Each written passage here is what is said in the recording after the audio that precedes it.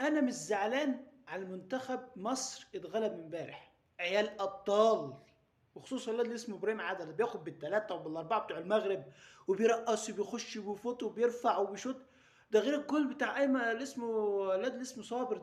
ده جون جامد يا جدعان، جول، ده جول تاريخي. كرة ببطل رجل رايحه في الشبكه بتزغرط، رايحه في الشبكه بتزغرط.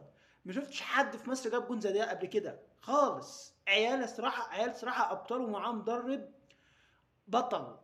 احنا الايام اللي فاتت كنا بنشوف منتخب هباب وسواد وحاجه اللي يعلم بها الا ربنا، منتخب ما بشرش بالخير. المنتخب اهو شويه عيال صغيرين، بصراحه عيال ابطال، عيال ابطال، ووصلوا النهائي كمان في المغرب، وكان هيكسبوا لولا طرد الحكم. ده احنا ربنا بيرزقنا بشكل حكام يخرب بيوتكم. انا مش عارف ايه ده، بيكرهوا مصر موت. كوره ما فيهاش حاجه احترت اللاعب بوظ الماتش. منكم لله، منكم لله.